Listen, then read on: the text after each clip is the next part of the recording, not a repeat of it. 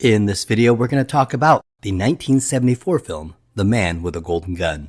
After Sean Connery decided to leave the global film franchise phenomenon that he helped create, Eon tried to replace him with George Lazenby in On Her Majesty's Secret Service. And despite being an excellent film, the box office was lukewarm. So Sean Connery returned for one last film in Diamonds Are Forever, but vowed he would never again play 007. And so movie fans, movie critics, and Hollywood insiders began to wonder if the James Bond franchise could actually survive without Sean Connery. Well, the 1973 film Live and Let Die starring Roger Moore was a huge box office hit, giving Eon hope that there might be a 007 after Connery. So Roger Moore made a worthy debut as a very different James Bond than Sean Connery's iconic depiction of the character. And the producers were very happy with the success of the last film, and they were confident in this new direction with Roger Moore. And it looked like Roger Moore was here to stay. So the producers decided to repeat the same formula as the last film and maybe take it a little further. They rehired Guy Hamilton, who had directed the uber-classic Goldfinger in 1964, and he returned to direct Diamonds Are Forever, and then directed the last film, Live and Let Die. And Diamonds Are Forever, Live and Let Die, and Man with a Golden Gun sort of constitute an odd James Bond trilogy of films and a somewhat nadir of the franchise. About 7 years before the production of this movie, in 1967, after You Only Live Twice, when Sean Connery had just announced his retirement from the role, The Man with the Golden Gun starring Roger Moore was originally going to be the next sixth James Bond film. And Cubby Broccoli and Harry Saltzman and Roger Moore even went to Cambodia to film some test footage. Then, of course, we know that the Cambodian Revolution broke out with the Khmer Rouge and the civil war that would lead to the Cambodian killing fields. So that film was canceled. And eventually Broccoli and Saltzman decided to go in a completely different direction with George Lazenby in On Her Majesty's Secret Service. Well, years later in 1974, they get to return to their original plan that was started in 1967. The Man with the Golden Gun was the 13th James Bond novel by Ian Fleming, published in 1964, and it was actually the last novel that he wrote and was published posthumously by his family. And there was an interesting controversy at the time in the Bond literary world whether Ian Fleming actually died before finishing the book, and for some time it was believed that maybe Cubby Broccoli or Harry Saltzman or the book publishers may have secretly hired a ghostwriter to finish the book after his death. However, we believe now, based on what some friends say, that Ian Fleming may have actually indeed finished the book by himself. Because some correspondence shows that after writing the book, Ian Fleming wrote to his friends that he didn't like the book and felt that he may have lost his touch and was seriously thinking about retiring from writing. And then, of course, he soon passed away from a heart attack. And now modern Ian Fleming scholars generally believe that the words on The Man with a Golden Gun novel were fully written by Ian Fleming. This film also marks the exit of one half of Eon Productions, Harry Saltzman. Harry Saltzman and Cubby Broccoli were there from the beginning, and they were partners. They basically created the persona of James Bond on screen. By this time, their relationship was dissolving fast and would completely dissolve by the end of this film. And by the time they made The Spy Who Loved Me, which was delayed for over 3 years, Harry Saltzman was completely out, and that film was solely made by Cubby Broccoli. So to lay the foundations of the trouble, these were two ruthless businessmen who joined forces in 1961 to form a company called Danjaq, which would buy the rights to the James Bond franchise. Danjaq was named after their wives at the time, Dana and Jacqueline. So the tensions began because the two had very different attitudes toward the James Bond franchise. Cubby Broccoli felt that the James Bond franchise was gold and dedicated everything to it. His sole focus was on Eon Productions. While on the other hand, Harry Saltzman had many ventures and felt that Eon Productions was a small part of his overall empire. So Cubby Broccoli felt that Harry Saltzman was not as invested as he was and felt that he was doing most of the heavy lifting in making the James Bond movies, while they equally shared the profits. And that was at the core of the tension. Just to give you an idea how uninvolved Harry Saltzman was, the crew talk about the elephant stampede incident. So Cubby Broccoli was fully involved in this movie from the beginning, and he was there when Mankiewicz wrote the first draft of the screenplay. He and Guy Hamilton went all across the world looking for a good place to shoot the movie. Well, Harry Saltzman's contribution to the movie, he told Tom Mankiewicz that the final confrontation between James Bond and Scaramanga should involve an elephant stampede. Harry Saltzman thought it would be really cool if Bond and Scaramanga faced each other while riding wild elephants.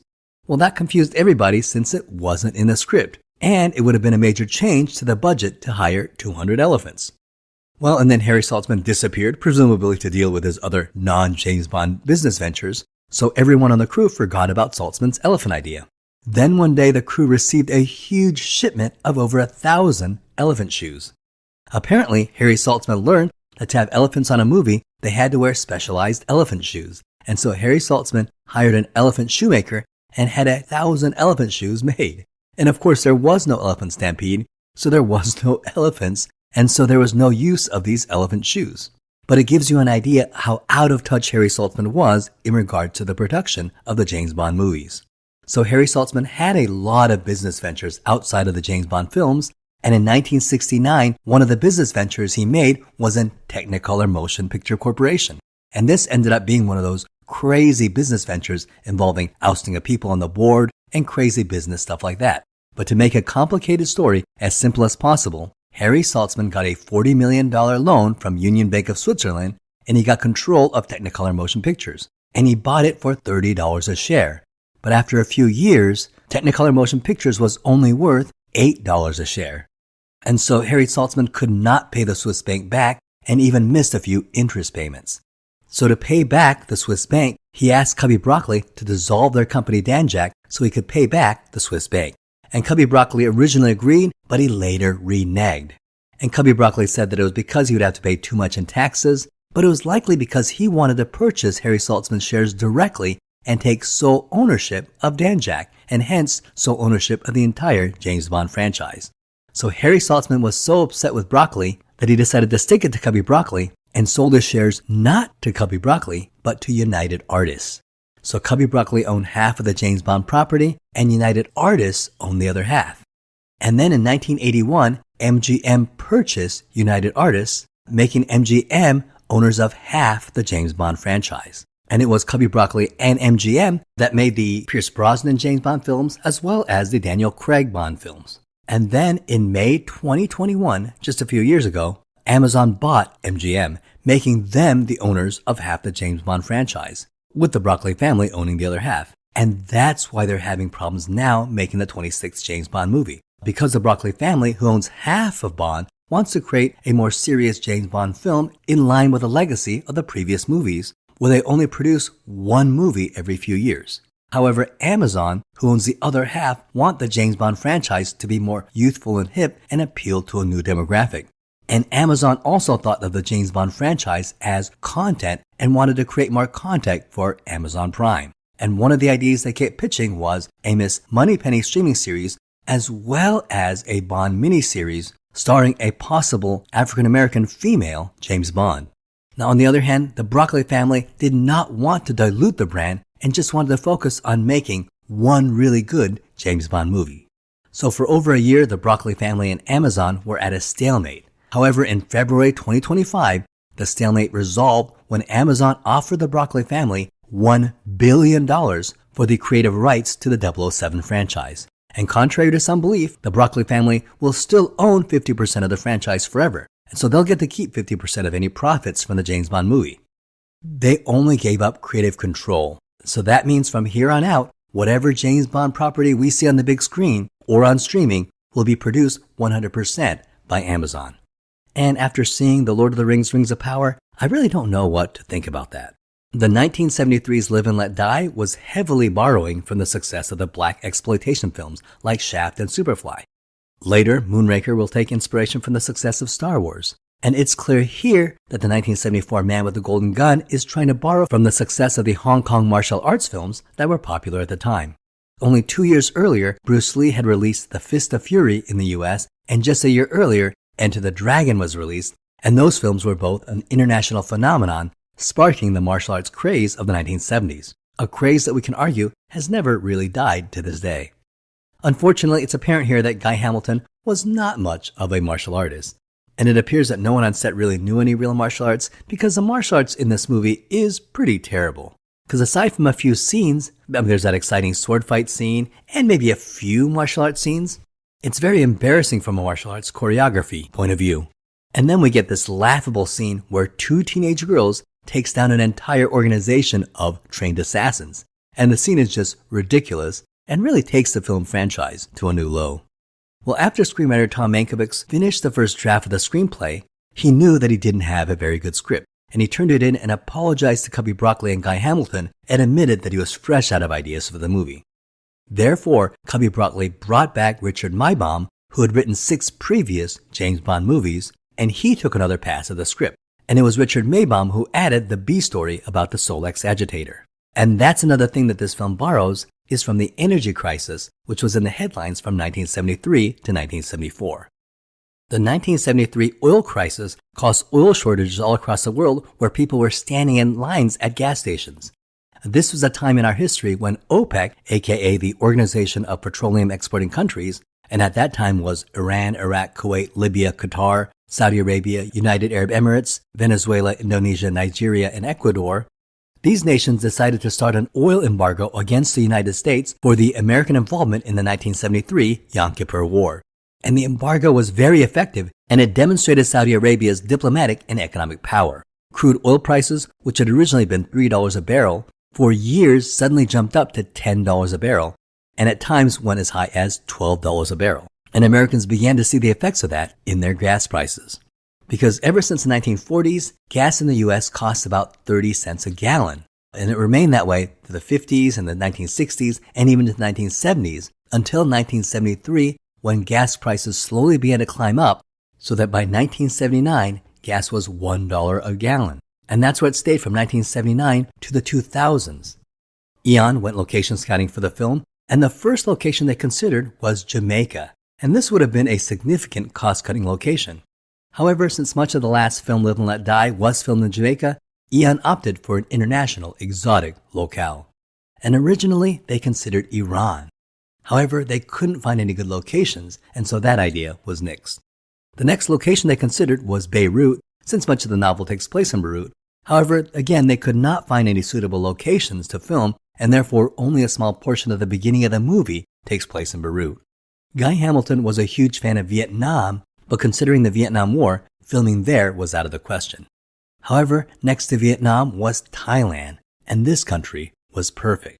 Because in 1974, Thailand was not quite the tourist destination that it was today, and Broccoli and Hamilton fell in love with a small island near Phuket Island, which was at that time very deserted.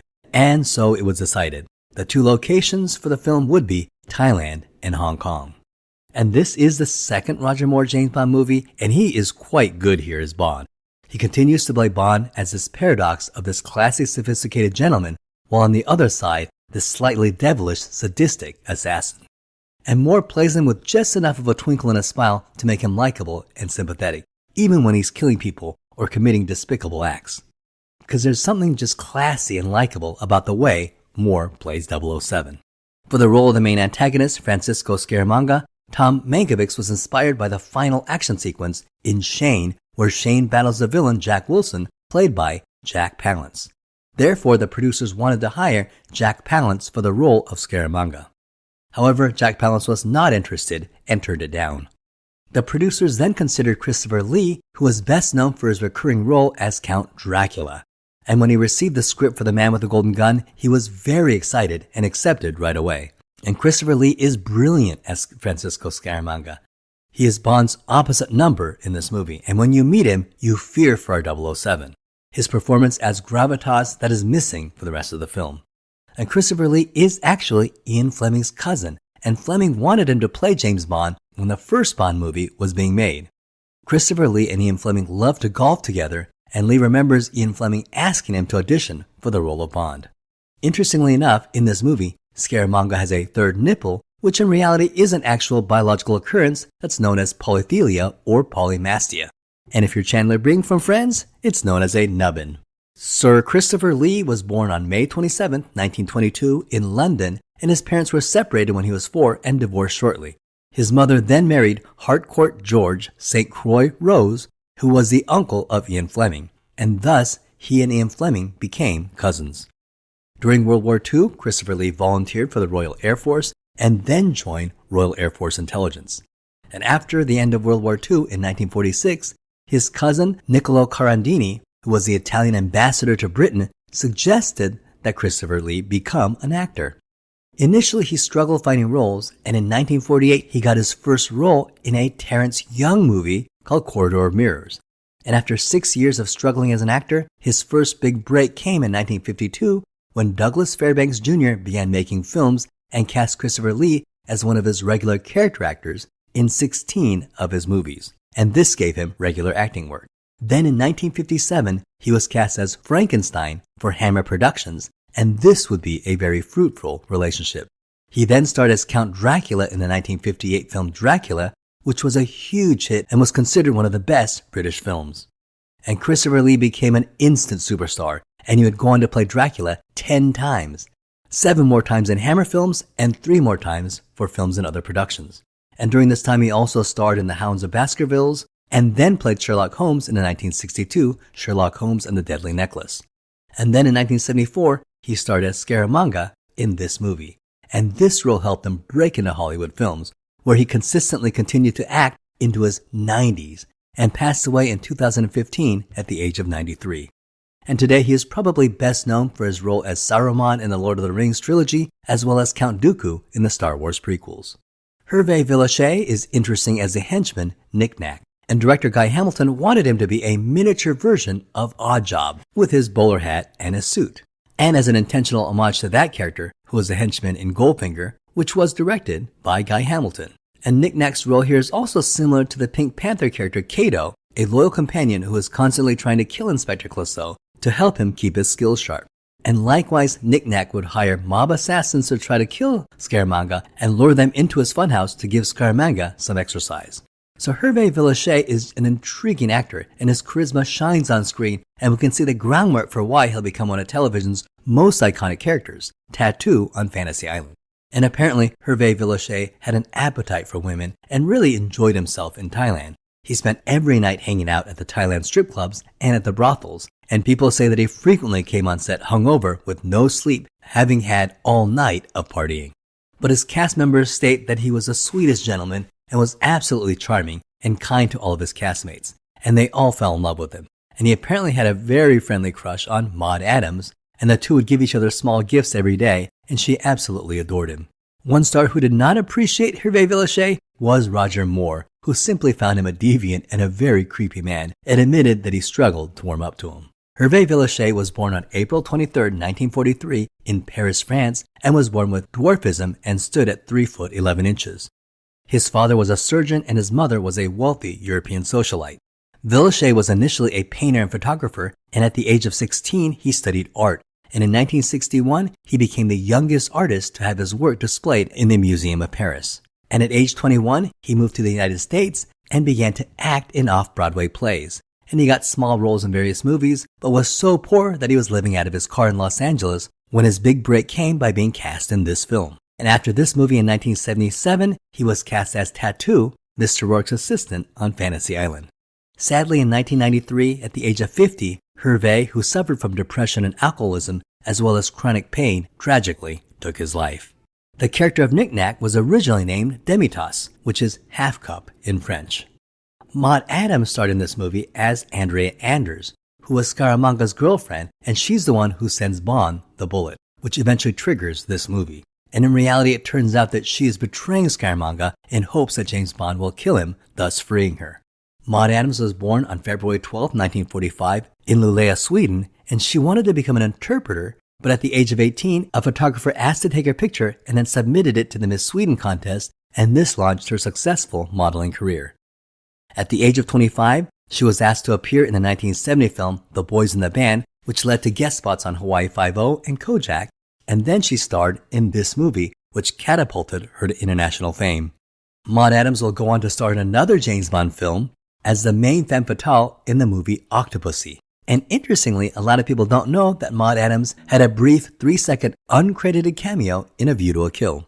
Maud Adams was friends with Octopussy director John Glenn and was visiting the set of View to a Kill, and John Glenn put her in the background just for fun as an Easter egg for die-hard fans. If you blink, you'll miss it. So she therefore remains the only Bond girl to be in 3 Bond movies as 3 different characters. And if you see her, she's walking in the background when Bond is talking to Agent David Yip, who's played by Asian actor Chuck Lee. And now we have to talk about another weak element in this movie, which is the Bond girl, Mary Goodnight, played by Britt Ekland, who actually lobbied very hard for this role.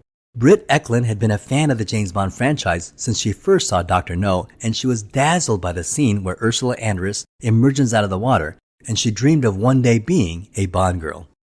Britt Ekland telephoned Cubby Broccoli and asked if she could be considered for the role of Mary Goodnight.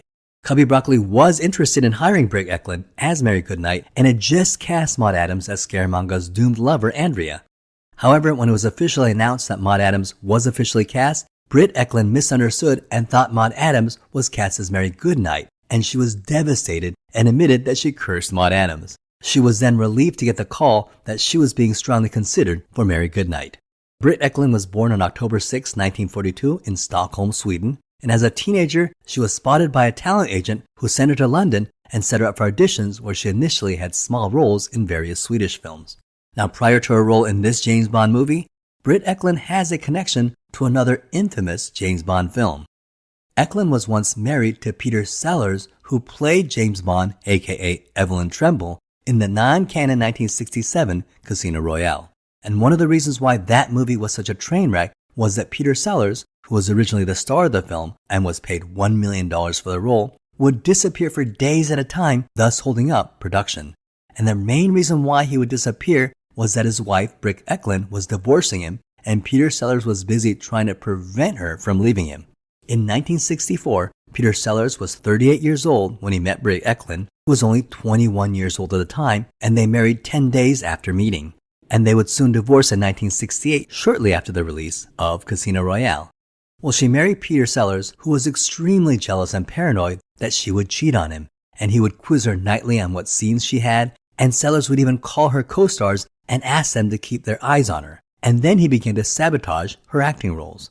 So in 1967, she became fed up with him and tried to divorce him, but he continued to beg her not to leave him. Well, they finally did divorce in 1968. This movie starts with Scaramanga and his girlfriend resting on his private island and served by his butler, Nack. And Nack secretly hires an American gangster to assassinate his boss. And the gangster is named Rodney and is played by legendary character actor Mark Lawrence.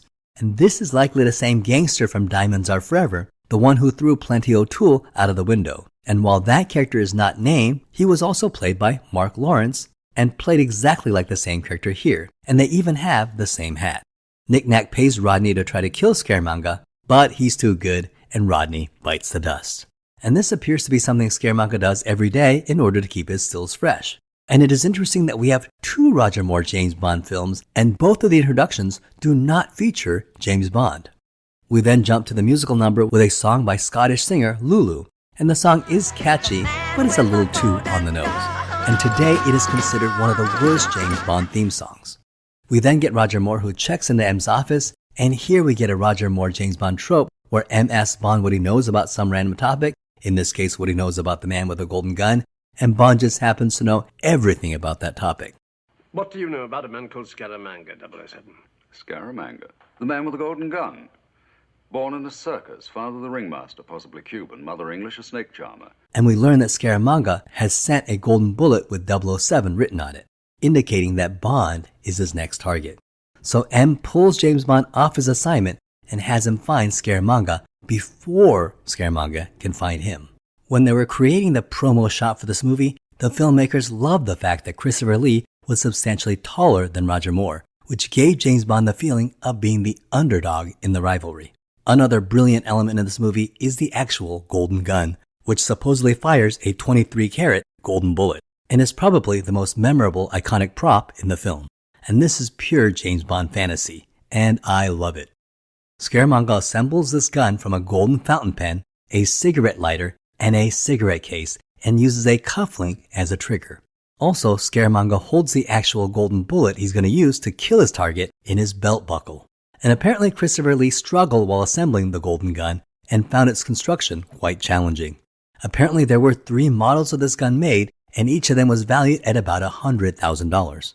However, in 2008, it was noticed that one of the golden guns had been stolen from the prop room at MGM. Q discovers that a gunmaker named Lazar, who lives in Macau, makes the bullet for Scaramanga. And Bond threatens Lazar and learns that his mistress picks up the bullets at a casino, and Bond follows her. And here we meet Bond's contact, Mary Goodnight. James Bond tracks Scaramanga's mistress to her hotel room and shockingly enough, slaps her around.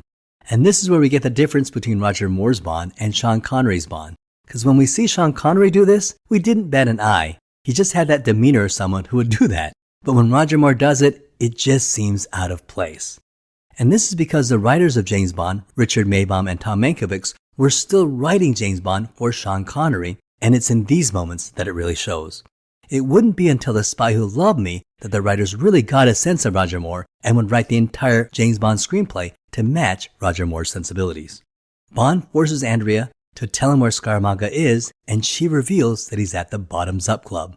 And when he goes there, we see that Scaramanga has a drop on him, but rather than shoot him, he shoots another man. And this man is Kitson, who is a researcher of an energy device and is in possession of the Solex Agitator, which will be the MacGuffin of this movie.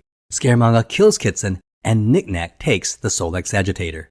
So what is this Solex Agitator? Well, it is a pure MacGuffin in the Hitchcockian sense, because it really is nothing more than a plot device. And it's not a very well thought out plot device. It was simply created for this movie, and supposedly it can harness solar energy and can potentially solve the global energy crisis, and that's about as far as anybody thought about it. However, as a movie prop, apparently the Solex Agitator is quite popular among collectors. Fans have made replicas, and Factory Entertainment made a replica that retails for around $200. And in 2012, one of the actual props of the Solex Agitator used in this movie was sold at Christie's auction for $85,000. James Bond is arrested by Lieutenant Hip, who takes Bond to a sunken ship where it turns out is a secret MI6 base. And this set is a really inventive set piece, where you can see that it is a sunken ship with all the sets being at a diagonal. Bond speculates that since Scaramanga was paid $1 million to assassinate him, they need to identify all the wealthy people in the world who is rich enough to hire Scaramanga. And this leads them to a wealthy businessman in Thailand named Hai Fat. And Bond poses as Scaramanga to meet Hai Fat using a false third nipple, assuming that Scaramanga and Hai Fat have never met. And while it appears that Hai Fat seems to have fallen for it, we then learn that Scaramanga and Hai Fat had met earlier, and this is a trap for James Bond. And it's from this point in the movie that the movie begins to descend progressively further and further into weirdness. Nack appears dressed in a bizarre facial makeup, carrying a trident, knocks out James Bond, and he wakes up in a martial arts school. Now remember, this was capitalizing on the martial arts craze of the early 70s, and we see a few visual homages to the Bruce Lee movies. James Bond is pitted against some students, and he cheats and knocks one of them out during the bow, but the second guy doesn't look like he'll for it, so James Bond jumps through the window. Luckily for Bond, Lieutenant Hip and his two nieces happen to be driving nearby, and in a bit of absurdity, his two teenage nieces turn out to be skilled at martial arts, and they're able to take out an entire martial arts school of adult male assassins? Okay. This is ridiculous, except that it gets some modern redemption because of who's playing one of the nieces. Who is playing one of the nieces is Qiao Yuan. And this was one of her first movie roles, and she was only 24 years old at the time. Well, she'll become one of the most famous Hong Kong action stars in the future, and is probably most famous in the US as the landlady in the 2004 film Kung Fu Hustle. In a bizarre twist, Lieutenant Hip actually picks up his two nieces, but forgets to pick up Bond, leaving him with a martial arts school of assassins. And this leads to the main action piece of the movie, where Bond is being chased through the streets and the rivers of Bangkok.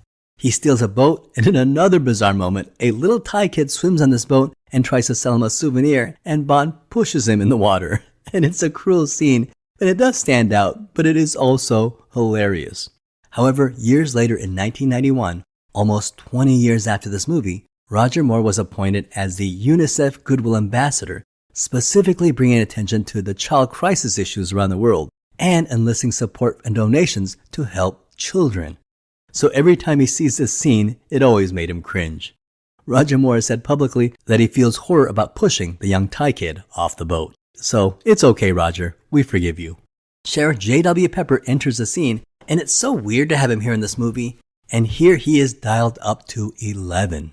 So Scaramanga kills Hai Fat and takes over his organization and the Solex Agitator. While Bond is seducing Mary Goodnight, Andrea visits, so he hides her under the blankets, and Andrea reveals that it was she who sent the bullet in hopes that he would kill Scaramanga, thus freeing her from his clutches. And she even agrees to get him the Solex Agitator. Bond then hides Mary Goodnight in the closet while he seduces Andrea. Bond meets Andrea at a Thai kickboxing arena in order to obtain the Solex Agitator, but she has been killed, and Scaramanga warns Bond not to interfere with his affairs. But Bond spots the Solex Agitator on the floor and picks it up and gives it to Mary Goodnight, who gets thrown into Scaramanga's car with the Solex Agitator. Bond steals an AMC, and what are the odds that he steals a car that Sheriff J. Pepper is looking at? So what? Why would Sheriff Pepper be looking at buying an AMC while vacationing in Thailand? But let's face it, it's not the weirdest thing about this movie.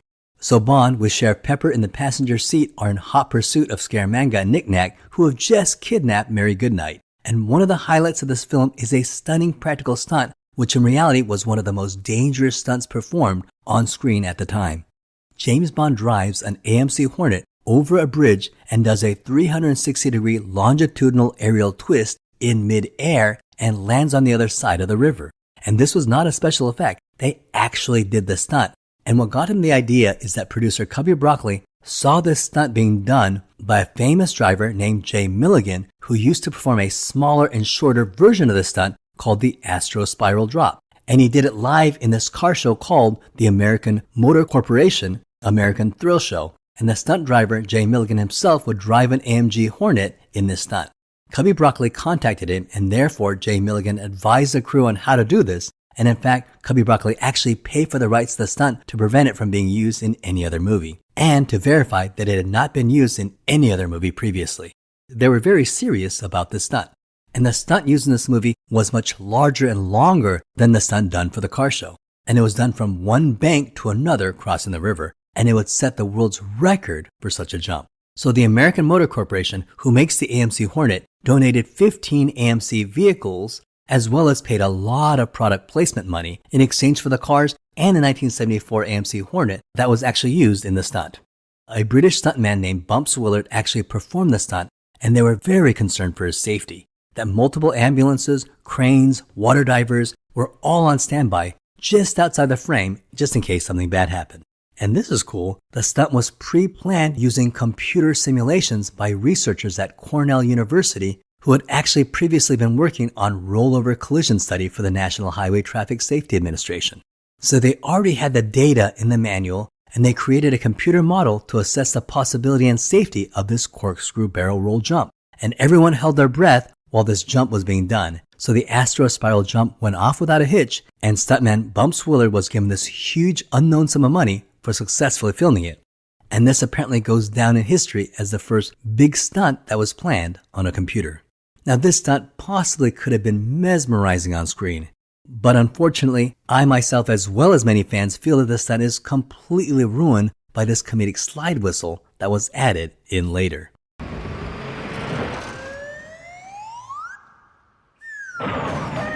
And if you've seen this, you know what I'm talking about. This slide whistle sound effect boggles the mind why they added this, and it does ruin a potentially awesome scene. What happened was that legendary composer John Barry, who came up with the James Bond theme song, apparently argued with Albert Broccoli over whether it should be left in or not. And we don't know who wanted it in and who wanted it out, but it is assumed that John Barry actually wanted it in because years later, John Barry has gone on to say that he regretted putting that sound effect in. And many critics cite the slide whistle as a sort of a metaphor for a larger concept of what's really wrong with a film, a potentially good movie that is undermined by cheap comedy. Now there are some other weird elements. First of all, I think it's kind of weird that the car itself is an AMC. The AMC were makers of these weird automobiles in the 1970s like the Pacer and the Gremlin. And you've seen them. These are very odd looking cars, and once you've seen them, you just can't forget them. And this is when product placement begins to undermine the movie. Because Scaramanga, the world's greatest assassin who gets paid $1 million per hit, who owns his own island and can drive any car he wants, he should have driven a Ferrari or a Lamborghini, and that would have given him some panache as well as some menace. But in this movie, he drives an AMC Malador hatchback, which just makes him look like a goofball. Although the hatchback is apparently a flying hatchback with wings, it's still not believable. And apparently that stunt where the car turns into an airplane was done by using a miniature remote control model. But imagine if that car was a Ferrari or a Lamborghini that transformed into an airplane. That would have been so much more awesome. So James Bond tracks Mary Goodnight through her tracker to Scaramanga's island, and this is an amazing location, with these rocks that seem to grow out of the water. And back when this was filmed, it was a hidden location in Thailand that was basically deserted. Well, the people of this island are going to capitalize on its association with the James Bond movie and call it James Bond Island, and it will immediately become a popular tourist spot. And to this day, James Bond Island is a very popular tourist destination. Scaramanga welcomes Bond, and he even gives Bond a tour of the facility. And just like any of the best Bond villains, he's going to invite Bond to a nice, luxurious meal just before they begin to kill each other like civilized people. So the conceit is that Scaramanga has only one golden bullet to kill his enemy. And there's a deleted scene where Bond would construct a Molotov cocktail and throw it at Scaramanga, but he would use his bullet up by shooting the cocktail in the air. However, Scaramanga would have a second bullet. And this would demonstrate both Scaramanga's amazing gun shooting skills, but also show that he cheats. And in a clever bit of foreshadowing, remember Chekhov's wax statue? Bond replaces himself with a wax dummy, which allows for him to get the drop on Scaramanga, thus winning the duel. Mary Goodnight accidentally triggers the destruction of the island, but Bond is able to get the Solex Agitator in time and the two escape. And apparently while filming this scene, Britt Ekland actually slipped and fell and really hurt herself and couldn't move. However, the set was rigged to explode, and both Roger Moore and Britt Ekland needed to get out of there, or they both could have gotten really injured. So Roger Moore actually went back and basically dragged Britt Ekland to safety. And the movie ends with Nack attacking Bond and Goodnight, but 007 is able to catch him in a suitcase and tie him to the mast of the boat. When this film came out, the audience reaction was mixed, and it was a moderate box office success. It was made for a low budget of $7 million and initially made $21 million in the US and would later go on to make a total of $98 million worldwide, so it was a very profitable film. However, it clearly fell short of its immediate predecessor, which had made $161 million. So while it did make money, it was considered a major letdown. In fact, only Dr. No, From Russia with Love, and On Her Majesty's Secret Service had made less money. But when you adjust these movies for inflation, The Man with a Golden Gun remained the absolute lowest grossing movie up to that point. And to this day, Man with a Golden Gun remains the second lowest grossing Bond film of all time. When adjusted for inflation, only License to Kill made less money. And critically, it did not do well, and most critics panned it at the time. And it really hasn't fared much better with time, because it currently holds a 43% on Rotten Tomatoes, and it is universally on every James Bond list as one of the top 5 worst Bond films. And Entertainment Weekly, this is the 4th worst Bond film out of all 23 Bond films, and IGN rated this movie as the absolute worst Bond film, number 23 out of 23. And so it was concluded by audiences, by movie critics, and even by James Bond fans that the James Bond franchise might be tapped out. Everyone thought that the James Bond character had completely run its course and that the movie franchise had nowhere else to go. And it was assumed that nothing could really save it nor revive it. So, was Roger Moore's career as Bond in danger? Possibly. However, there were factors that helped Roger Moore. First, Harry Saltzman was out, and he had just sold his shares to United Artists, and Cubby Broccoli was the only producer at Eon. And Albert Broccoli liked Roger Moore, and he was motivated to give Moore one more chance at Bond. In later interviews and documentaries, Roger Moore always thanked Albert Broccoli for his support after The Man with the Golden Gun in helping him keep his job. And it seems to imply that perhaps United Artists were not happy with Roger Moore after The Man with the Golden Gun and may have been wanting a switch. But Cubby Broccoli pushed back any United Artists resistance and fully supported Moore. Well, good thing that Broccoli stayed strong and had the integrity that once again is going to prove to be right. Because at the moment of its demise, when the franchise seemed to be knocked down and down for the count, the next movie is going to prove that there was a lot more gas in James Bond's tank. The next film, The Spy Who Loved Me, would be one of the best James Bond films ever, holding its own against any of the Sean Connery films. And it would completely cement Roger Moore as 007 for the new generation. Well, that ends my video on The Man with a Golden Gun. So that ends this video. Thank you so much for watching. I hope you had a great time.